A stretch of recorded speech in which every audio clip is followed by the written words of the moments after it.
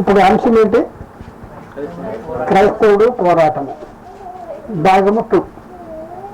క్రైస్తవుడు పోరాటము భాగము 2. క్రైస్తవుడు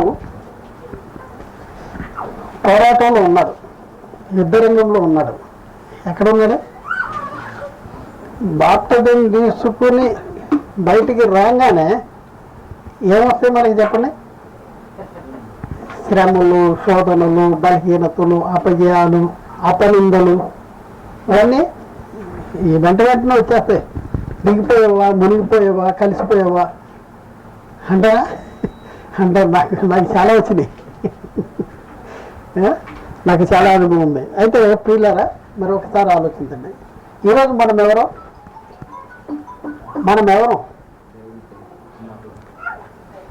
క్రీస్తు యేసు మంచి సైనికులు, మామూలు సైనికులు కాదు. క్రీస్తు యేసు యొక్క మంచి సైనికులు మనం. ఇప్పుడు సైనికుడు, గమనించండి, సైనికుడు ఉన్నాడండి. ఆలోచించండి, సైనికుడికి తన శత్రువు ఎవరో తెలవాలా వద్దా?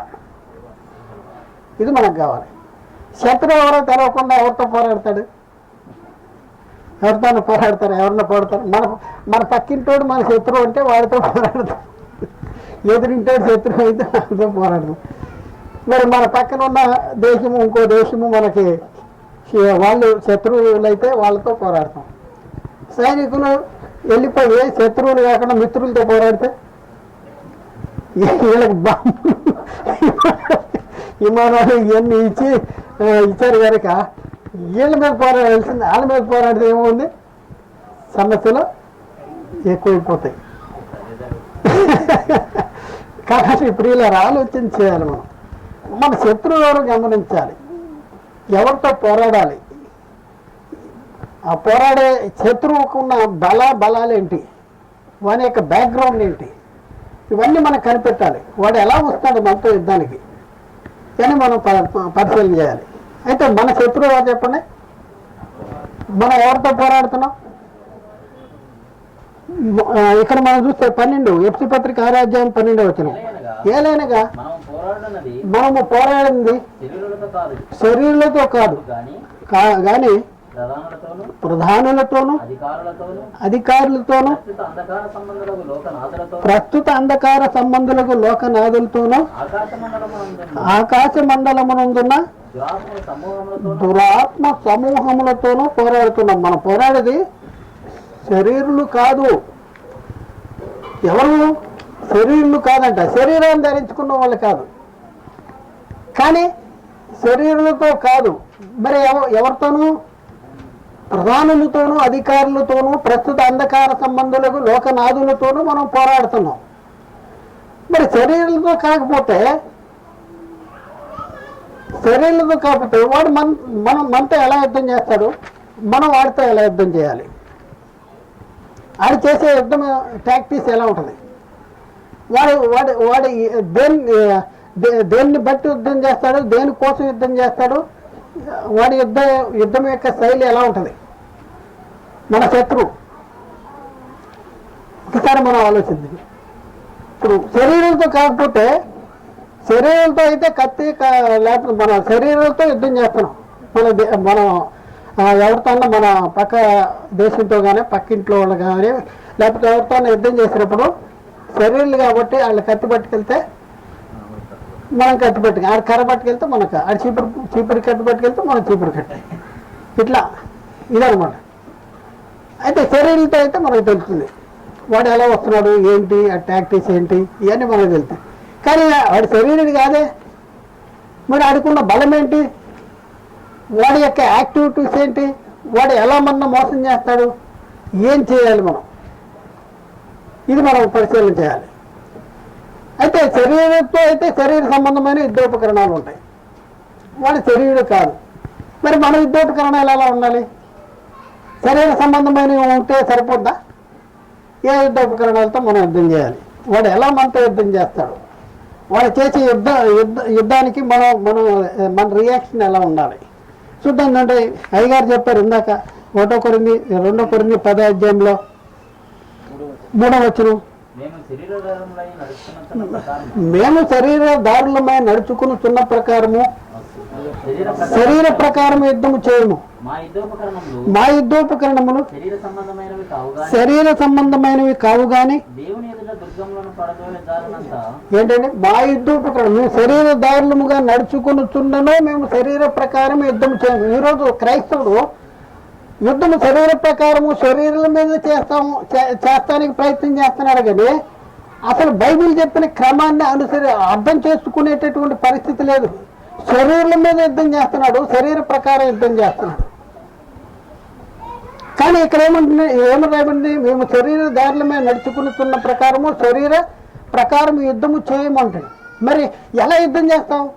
మీ యుద్ధోపకరణాలు ఏంటి అంటే ఆన్సర్ చెప్తున్నాడు. మా యుద్ధోపకరణములు శరీర సంబంధమైనవి కావు గాని దేవుని ఎదుట దుర్గములను పడద్రోయ జాలినంత బలము కలిగినవై ఉన్నవి. దేవుని ఎదుట దుర్గాల్ని పడదేవి. ఏంటి దేవుని ఎదుట? నువ్వు ప్రభు దగ్గరికి వస్తే, నువ్వు ప్రభువాడుగా ఉంటే నీ ఎదుట దేవునికి నీ ఎదుట దేవునికి ఒక దుర్గాన్ని వాడు కట్టేస్తున్నాడు.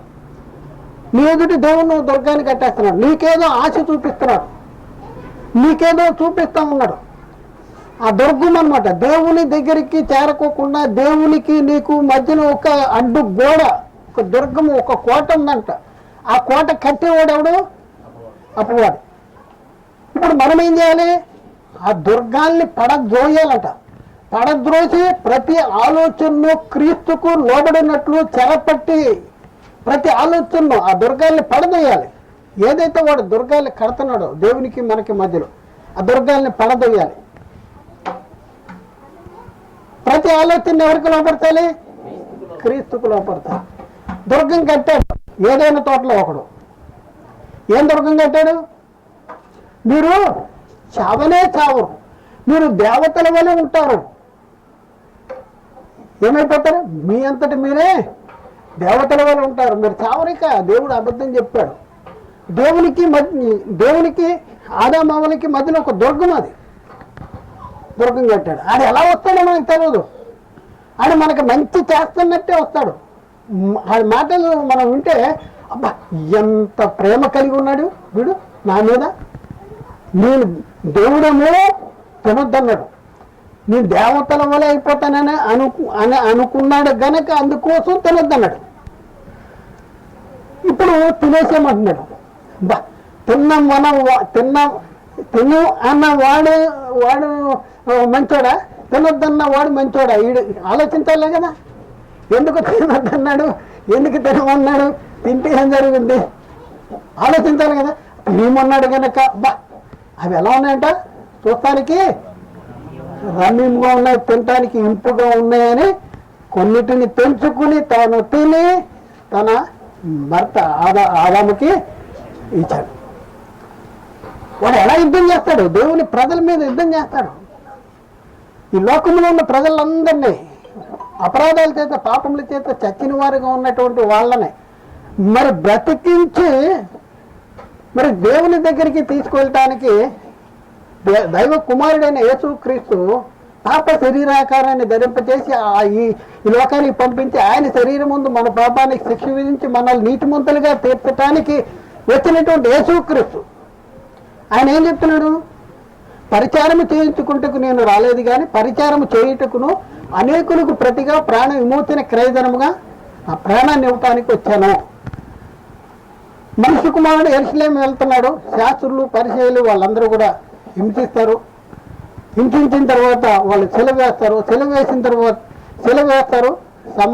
తర్వాత 3వ దినాన్ని నేను లేగుస్తాను అని చెప్పాడు యేసుక్రీస్తు. అంటే తండ్రి పౌలు ఏం చెప్పాడు? నా విశ్వాసాన్ని కాపాడు, నా పరుగు కడముట్టించింది, విశ్వాసాన్ని కాపాడుకుంటున్నాయని పౌలు చెప్పేలాగా యేసుక్రీస్తు అక్కడ చెప్తున్నాడు. సెలవులో చెప్పాడు, ప్రార్థన చేసేటప్పుడు చెప్పాడు, తండ్రి నీవు నాకు అప్పగించిన పనిని సంపూర్ణంగా నెరవేర్చి నిన్ను మహిమపరిచి ఉన్నాను. ఆయన కొంత పని గురించి చెప్పేసి అది చెప్పాడు. ఆఖరికి ఆయన అప్పగించుకుంటాను అని చెప్తుంది. నేను అప్పగించబడతాను, నేను సులువేయబడతాను, తిరిగి లెగుస్తాను, తండ్రి పని నెరవేరిపోద్ది అనేసి చెప్పాడు యేసుక్రీస్తు. చెప్తే సాతాను యుద్ధం చేస్తున్నాడు చూడండి. ఆడి యుద్ధం మనకు కనపడదు. సాతాను మనతో చేసే యుద్ధము అది మామూలు యుద్ధం కాదు. అది పక్కన వచ్చేసాడు. నేను 12 మందిని ఏర్పాటు చేసుకోలేదా మీలో ఒకడు సాతాను అని ముందే చెప్పేశాడు యేసుక్రీస్తు. వాడు అమ్మల నుంచున్నాడు. ఏమంటున్నాడు? ప్రభువా అది నీకు దూరమవును గాక. ఏది నీకు దూరం అవ్వాలి? దూరం అవ్వాలి. దేవుని పనిని నువ్వు చేయకూడదు. దేవుని పని నీలో జరగకూడదు. నువ్వు భ్రష్టుడు అయిపోవాలి. అంటే దేవుని పని చేయకూడదు. ఏ పని చేస్తానికి వచ్చాడో ఆ పని నువ్వు చేయకూడదు అన్నాడంటే అర్థం ఏంటి? నువ్వు భ్రష్టుడు అయిపోవాలి. అంటే ఈ సాతాను ప్రభువాది నీ దూరమవును గాక, అది అన్నిటికీ నీకు కలగకుండును గాక అనేసి చెప్తా ఉన్నాడు. వేరే వాళ్ళు అయితే అబ్బా నేను సెలవు చెప్తానంటే, నేను శ్రమ పడతానంటే అవన్నీ వద్దు అంటున్నాడు. ఎంత మంచోడు, నన్ను ఎంత బాగా ప్రేమిస్తున్నాడు అనేసి భలే మంచోడు అనేసి పొగుడతాడు. కానీ మనం ఇక్కడ యేసుక్రీస్తు మనం చూస్తే అయితే ఆయన పేతురు వైపు తేరి చూసి పేతురు వైపు తిరిగి సాతానా నా వెనకకు పో, నీవు నాకు అభ్యంతరకరముగా ఉన్నావు. నీవు మనుషుల సంగతులే తలంచుతున్నావు కానీ దేవుని సంగతులు తలంచట్లేదు. చూడండి, మనుషుల సంగతులే తలస్తున్నాడు, దేవుని సంగతులు తలంచట్లేదు. నువ్వు నాకు అభ్యంతరకరంగా ఉన్నావు. నా తండ్రి పని నెరవేర్చాలి, తుదుముట్టించడానికే నేను వచ్చా. నన్ను నేను అప్పగించుకుంటానికి వచ్చాను. వస్తే ఆ తండ్రి పని చేయకూడదు, నేను జరిగించకూడదు అని నువ్వు చెప్తున్న వాడు ఎవరు? సాతాను. అంటే సాతాను ఎలా వస్తాడు మన దగ్గరికి? సాతానుతో యుద్ధం అంటే ఏంటి? యేసుక్రీస్తు 40 దినాలు ఉపవాసం ఉన్న తర్వాత యేసుక్రీస్తు దగ్గరికి ఎవరు వచ్చారు? మరి వచ్చిందా? సహోదరులు వచ్చారా? ఏసేపు వచ్చారా? ఎవరు వచ్చారు చెప్పండి? అపవాది వచ్చాడు. అపవాదితో యుద్ధం చేశాడా లేదా? అపవాదితో అక్కడ యుద్ధం జరిగిందా లేదా? అపవాదితో యుద్ధం జరిగిందా? ఏమన్నాడు? ఈ రాళ్ళని రొట్టెలుగా తీసుకుని అంటాడు. ఏమన్నాడు? మనుషుడు రొట్టె వలన మాత్రమే కాదు కానీ దేవుని నోటి నుండి ప్రతి మాట వల్ల జీవిస్తాడు వానికి ఉత్తరం ఇచ్చాడు. ఇంకా రెండోసారి ఏమంటున్నాడు? ఈ లోకాధికారం అంతా కూడా ఈ రాజ్యముల మహిమ నీకు ఇస్తాను, అది నాకు అప్పగించబడి ఉంది, అది నేను ఎవరికి ఇవ్వకూడదును వానికి ఇత్తును. కాబట్టి నువ్వు నాకు మొక్కితువా, ఇదంతా నీ దగ్గునని ఆయనతో చెప్పాను. అప్పుడే అంటే ఇదంతా ఇచ్చేస్తాను నీకు. ఎందుకు సెలవు? ఎందుకు నువ్వు సెలవు? రక్తం కాచటం, ఇంత శ్రమలు ఎందుకు? ఏం లేదు, సింపుల్, నాకు మొక్కేసేవా ఇది ఇచ్చేస్తా అనేటప్పటికల్లా యేసుక్రీస్తులోనే నీ దేవుడైన ప్రభువుకు మాత్రమే మొక్కే ఆయనను మాత్రమే సేవింపవలననే అని వ్రాయబడి ఉన్నది కదా. ఈ రకంగా చూడండి, మళ్ళీ పైనంత కింద దూకు అని అంటే తండ్రి అయిన దేవుణ్ణి శోధించకూడదని మరొక దగ్గర ఉంది కదా. నీ పాదం ఎప్పుడైనాను రాతికి తగలకుండా ఆయన తన దూతల్ని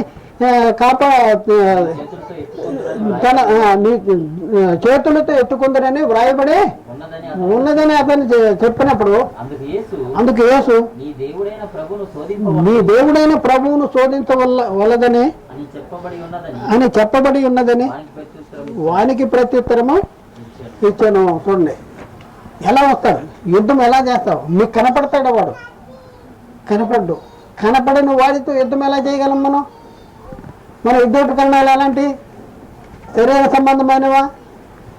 సంబంధమైనవి ఉండకూడదు. మన ఈరోజు కూడా శరీర సంబంధమైన వాడు కాదు. మనం ఏం చేయాలి? ప్రతి ఆలోచనను క్రీస్తుకు లోబడినట్లుగా చెరపట్టి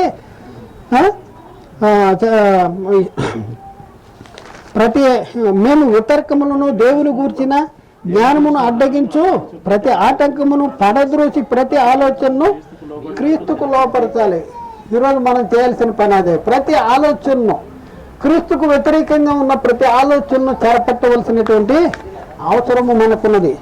వాడు ఎలాంటి పరిస్థితుల్లో ఉంటాడు? వ్యర్థమైన మాటలు పలుకుతూ ఉంటాడు. ఎఫ్సి పత్రిక 5వ అధ్యాయం 6వ వచనంలో వాడి మాటలు ఎలాంటి, ఏ మాటల నుంచి మనం దూరం అవ్వాలి? వ్యర్థమైన మాటల వలన. చూడండి ఎలా మోసపడతాడండి. వ్యర్థమైన మాటల వలన వచ్చి మోసపరిచేసేటటువంటి పరిస్థితి ఉంది. అది క్రీస్తుని గురించి చెప్పడు, రక్షణ గురించి చెప్పడు, నిత్యజీవం గురించి చెప్పడు, పరిశుద్ధత గురించి చెప్పడు, విమోచన గురించి చెప్పడు, ఏది చెప్పడు. మనకు అవసరమైంది ఏది చెప్పడు. బైబిల్కి వ్యతిరేకంగా, బైబిల్లో లేనిది, లోక సంబంధమైన సంగతులు చెప్తే మనం అబ్బా అనేసి నోరు అంటాం. బైబిల్లో చెప్తే నేను చదివిందే కదా ఈ వచనం, రాత్రి చదివా అదనమాట. బైబిల్లో చెప్తే మనకు అర్థం, మనకి రియాక్షన్ రావట్లేదు. లోకం చెప్పేస్తే అక్కడంట నోవాహు వాడంట అక్కడ తేలిందంట, అక్కడ ఉందంట అంటే అంటాడు. నోవాహు వాడు అక్కడ ఉంటే లాభమైంది, ఇక్కడ ఉంటే లాభమైంది, ఎక్కడుంటే లాభమైంది. స్వార్థ ప్రకటనను వెర్రితనము చేత నమ్ము వారికి రక్షించుటకు దేవుని దయాపూర్వక సంకల్పము ఆయన. స్వార్థ ప్రకటన చేయను ఆయన అంటే నోవాహు వాడు అక్కడ తేలింది అని అంటే అక్కడ తేలిందని బైబిల్లో చెప్పమని ఉందా? ఏది చెప్పమని ఉంది? ఏది చెప్తే రక్షణ, ఏది ఉంటే విశ్వాసం, వినుడి ద్వారా విశ్వాసం, వింటే క్రీస్తుల గురించిన మాట వలన. ఏది దేనిలో దేవుని శక్తి ఉంది? సువార్తలో దేవుని శక్తి ఉంది. నమ్ము ప్రతివానికి అది రక్షణ కలిగజేయటకు దేవుని శక్తి సువార్తలో ఉంది. ఏది చెప్పాలో అది చెప్పట్లా. ఏం చెప్తున్నారంటే వ్యర్థమైన మాటలు చెప్తూ ఉంటారు. చాలా జాగ్రత్త. వీళ్ళందరూ వాళ్ళే ఈ దుకాణాలు తెలుసుకుని కడుపు కోసం బతికే వాళ్ళందరూ కూడా వ్యర్థమైన మాటలే, సువార్తకి సంబంధించిన మాటలు చెప్పరు. జాగ్రత్త అని అప్పుడే చెప్పాడు పౌలు. ఇంకా మనం చూద్దామండి, వీళ్ళు ఎలాంటి మాటలు చెప్తారంట? వంకర మాటల పలుకు మనుషులు మీలోనే బయలుదేరతారు. అపోస్తలుల కార్యం 20:30లో అక్కడ నేను వెళ్ళిపోయిన తర్వాత క్రూరమైన తోడేళ్ళు మీలో ప్రవేశించును, వీరు మందను కనికరింపరు అని చెప్పుకుంటూ వచ్చి వ్యర్థమైన మాటలు, వంకర మాటలు పలుకు మనుషులు మీలోనే బయలుదేరతారు. వీళ్ళంటే వంకర మాటలు. యేసుక్రీస్తును గురించి చెప్తూ ఉంటే వంకర మాట చెప్పుకుంటే బయట లోకం మాట చెప్తూ ఉంటాడు. అంటే క్రీస్తును గురించినటువంటి జ్ఞానాన్ని అడ్డగించే ప్రతి ఆటంకాలు ఇవన్నీ వంకర మాటలు పలుకుతూ ఉంటారు. తర్వాత మనుష్య జ్ఞానము నేర్పు మాటలతో జనాల్ని మరి మోసగించడానికి ప్రయత్నం చేస్తారు. అపోస్తలులు 1 కొరింథీ 2:13లో మేము ఎలాంటి మాటలు చెప్తున్నాం అంటే మనుష్య జ్ఞానము నేర్పు మాటలతో కాక అనేసి అక్కడ చెప్తా ఉన్నాడు. కానండి కొలసీ పత్రికలో 2:4లో అక్కడే ఉంది, ఎవడైనా చక్కని మాటల చేత మిమ్మల్ని మోసపరచకుండానట్లు. చూడండి ఇక్కడ కూడా ఉంటుంది, చక్కని మాటల చేత మోసపరిచేవాడు ఉంటాడు. వాడు యుద్ధం దేనితో చేస్తాడు? ఎవరితో చేస్తాడు? ఎలా వస్తాడు వాడు? చెప్పండి. వాడు ఎలా యుద్ధం చేస్తాడు? వాడు సపరేట్గా వచ్చేసి ఇట్లా దిగిపోతాడా? ఆకాశం నుంచి మాట్లాడతాడు? ఏమన్నా మాట్లాడను. మరి ఆ ముక్క పుచ్చుకోగానే సాతాను ఎవరిలో ప్రవేశించిందని ఉంది? సాతాను యూదాలో ప్రవేశించింది. అప్పటి నుంచి యేసును అప్పగించాలని వాడు ప్రయత్నం చేస్తూ ఉన్నాడు. అలాగే చాలామంది ఈ దేవుని కోసం కాకుండా లోకం కోసము, కడుపు కోసము ఇలా బతికేటటువంటి ఒక ఉద్దేశము, ఒక నిర్దిష్టమైనటువంటి ఆలోచన ఇలాంటివి లేని వాళ్ళు నేను దేవుని సేవ చేస్తా అంటే అలాంటి వాళ్ళని వాడుకుంటాడు సాతాను గాడు. ఒక లక్ష్యం లేనటువంటి వాళ్ళని వాడుకుంటాడు. వాడుకుని ఏం చేస్తాడు సాతాను? వాళ్ళని ఏం చేస్తాడు? 2 కొరింథీ పత్రిక 11వ అధ్యాయంలో వాడు సాతాను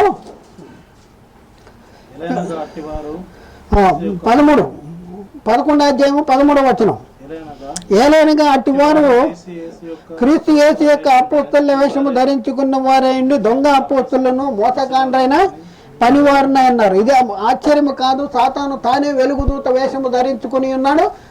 వాని పరిచారకులను చూడండి ఏముంది ఇక్కడ? సాతాను తన పరిచారకులను నీతి పరిచారకుల వేషము ధరింప చేసి ఉన్నాడు. ఇది ఆశ్చర్యము కాదు. అంటే సాతాను తన పరిచారకులు నీతి పరిచారకుల వేషం ధరింపచేస్తాడు. సాతానుతో యుద్ధం ఎలా చేయాలి? సాతాను శరీరులు కాదు కదా. అంటే వాడేం చేస్తాడు?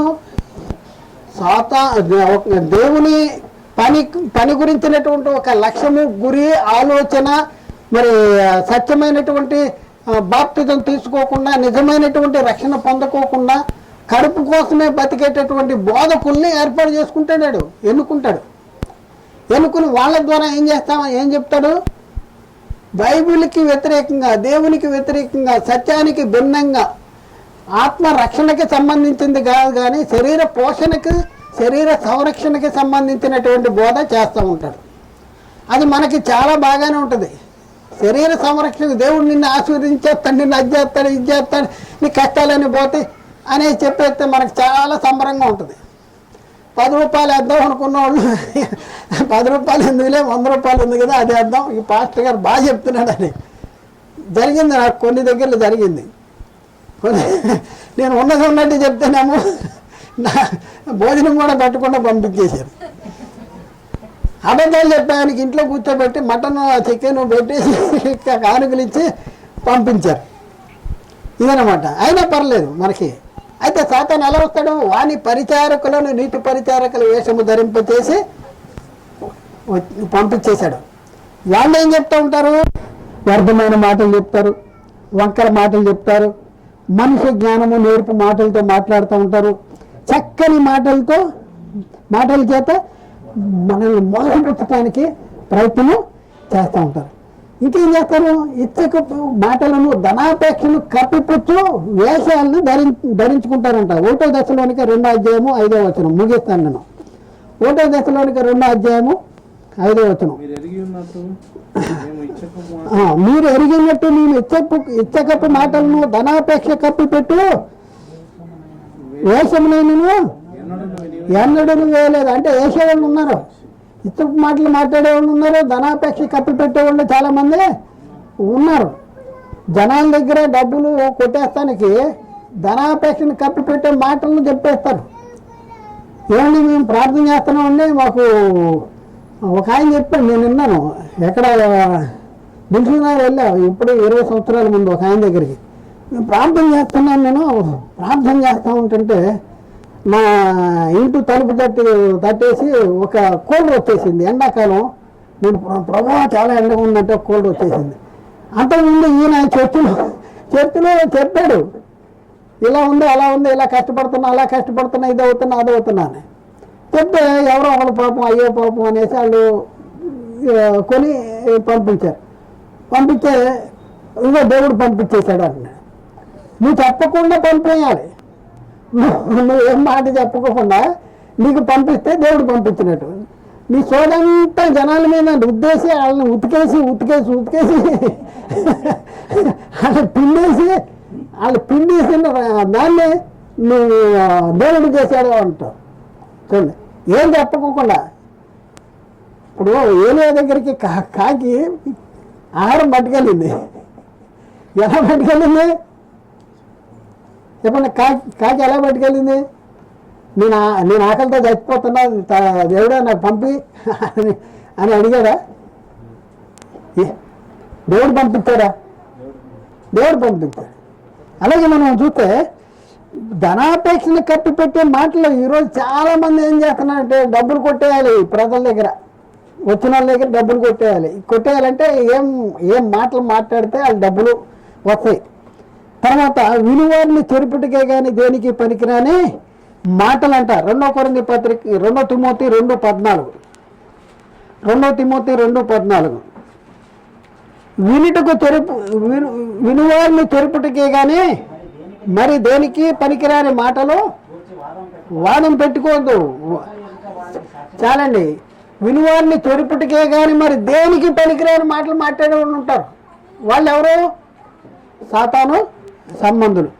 2 తిమోతి 2:16 అపవిత్రమైన ఒట్టి మాటలు అనేసి అక్కడ రాయబడింది. అపవిత్రమైన ఒట్టి మాటలు. 2 తిమోతి 2:17 వాళ్ళు ఎలా ఉంటారు? కొరుకు పుండు ప్రాకినట్టు వాళ్ళ మాటలు ప్రాగుతూ ఉంటాయి. కాబట్టి ఇప్పుడున్న పరిస్థితుల్లో మరి వాడు ఎలా వస్తూ ఉంటాడు, మనం వాడిని ఎలా ఎదిరించాలి ఎలా కనిపెట్టాలి, ఏం చేయాలి, చాలా సంగతులు ఉన్నాయి. అయితే వాడు శరీరుడు కాదు, కానీ వాడు ఎవరిని వాడుకుంటాడు? శరీరాలను వాడుకుంటాడు. శరీరుడు కాదు కానీ శరీరాలను వాడుకుంటాడు. అందుకని మనం ఏమంటాం? పాపిని ప్రేమించండి, పాపాన్ని ద్వేషించండి. మరి యేసుక్రీస్తు తన వారిని ప్రేమించాడంట, అంతవరకు ప్రేమించాడంట, అంతవరకు ప్రేమించాడు. మరి ఇస్కరియోతు యూదా తను అప్పగిస్తాడని తెలుసున్నా కూడా ఆయన్ని ప్రేమించాడా లేదా? ప్రేమించాడు, అంతవరకు కూడా ప్రేమించాడు.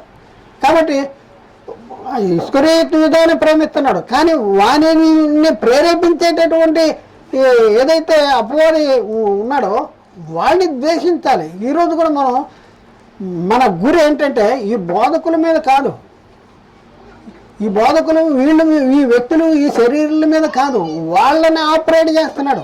వాళ్ళని ఆపరేట్ చేసేటటువంటి అపవాది మీద మనం గురి పెట్టాలి. కాబట్టి మన గురి ఎవరి మీద ఉండాలంటే సాతాను మీద.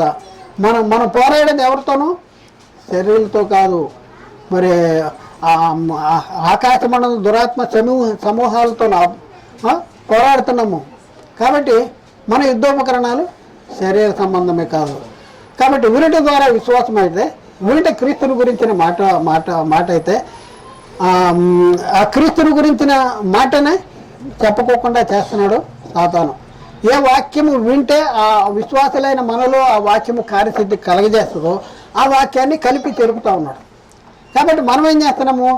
కలిపి తెరిపేటటువంటి ఏదైతే వాక్యం ఉందో దాన్ని క్రమపరిచి సరిచేసి, ఇదిగో ఇది సాతాను బోధ, వ్యక్తుల బోధ కాదు, ఇది పలానా పాస్టర్ బోధ అని మనం ఎవరి పేర్లు కూడా చెప్పట్లా. ఇది పాస్టర్ల బోధ అని అంటలా, ఇది సాతాను బోధ. సాతాను వాడుకుంటున్నాడు వాళ్ళ అమాయకులు, పాపం వాళ్ళు. వీళ్ళందరూ కూడా ఎవరో చాలా అమాయకులు. వాళ్ళు ఏంటంటే బైబిల్ని పరిశీలన చేయరు.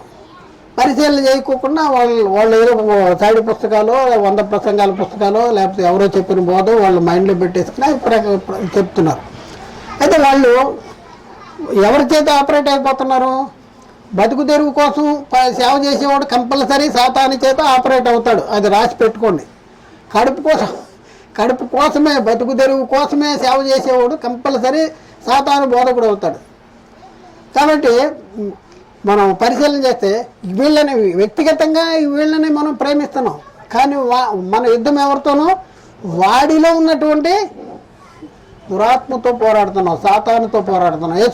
యేసుక్రీస్తు కూడా సాతానా నా వెనకపో అన్నాడంటే, పేతురు నా వెనకపో అన్నాడంటే కేవలం పేతుర్ని అన్నాడా, లేకపోతే పేతుర్ని ప్రేరేపిస్తున్న అపవాదిని అన్నాడా? అపవాదిని అన్నాడు. కాబట్టి మిమ్మల్ని అందరినీ మేము ప్రేమిస్తున్నాం కాబట్టి సర్వసత్యాన్ని మీ దగ్గరికి తీసుకురావడానికి ప్రయత్నం చేస్తున్నాం. పౌలు కూడా అన్నాడు, క్రీస్తు ప్రేమను బట్టి మిమ్మల్ని బ్రతిమిలాడుకొనుచున్నాము అని చెప్తా ఉన్నాడు. ఇప్పుడు కూడా మేము కూడా క్రీస్తు ప్రేమను బట్టి మిమ్మల్ని బ్రతిమిలాడుకొనుచున్నాం. మన పోరాటము శరీరాలతో కాదు, మన యుద్ధోపకరణములు శరీర సంబంధమైనవి కాదు. కాబట్టి వాడు ఎలా వస్తాడు? శరీర సంబంధి కాని వాడు మరి ఎలా మన దగ్గరికి వస్తాడు అనంటే సాతాను తానే వెలుగుదూత వేషము ధరించుకుని వస్తాడంట. వాని పరిచారకులకు నీతి పరిచారకుల వేషము ధరింపజేస్తాడు. ఇది ఆశ్చర్యం కాదంటున్నాడు. కాబట్టి ఇప్పుడు ఎవరు సాతాను బోధకులు, సాతానుచే ఆపరేట్ అవుతున్న బోధకులు, ఎవరు సత్య సంబంధమైన బోధకులు మనం గుర్తించి మరి వాళ్ళు చెప్పేటటువంటి మాటలన్నీ వంకర మాటలు, ఈ మాటలన్నీ ఉన్నాయి కదా, ఇవన్నీ మనం గమనించి మరి వాళ్ళ దగ్గర నుంచి మనం ఏం చేయాలి? తొలగిపోవాలి. వాళ్ళ దగ్గర నుంచి తొలగిపోవాలి, వాళ్ళ దగ్గర నుంచి బయటకు వచ్చేయాలి.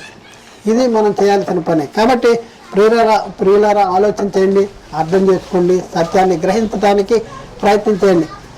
కొంతమంది ఒక ఆయన అంటాడు, ఇంకా ఇది కూడా చెప్తే బాగుండేది కదా, ఇంకా చాలా ఉన్నాయి కదా దీని గురించి అంటే, అన్నీ ఉన్నాయి నా దగ్గర, అన్నీ చెప్తే ఇక్కడ కూర్చున్న వాళ్ళు వెళ్ళిపోతారు. నాకు ఇచ్చిన టైం ఎంతో నేను అంతే చెప్పాలి, నా టైం ఎంత నేను అంతే చెప్పాలి. ఇంకా చాలా ఉంది, చెప్పలేదు, దీనికి ఏం రాదేమో, నాకే ఎక్కువ తెలుసు అనేసి కొంతమంది అనుకుంటున్నారు. అనుకుంటున్నారు. అలా అనుకుంటానికి వీలు లేదు. ఎందుకంటే మరి అన్నీ మన దగ్గర ఉన్నాయన్నీ చెప్పేసి ఇన్ని వాళ్ళు కూడా ఉండాలి కదా. మనకి ఇచ్చిన టైం కూడా మనం చూసుకోవాలి కదా. కాబట్టి ఆలోచన చేయండి. చెప్పాల్సింది చాలా ఉంది. మళ్ళీ చెప్పడానికి ప్రయత్నం చేస్తాం.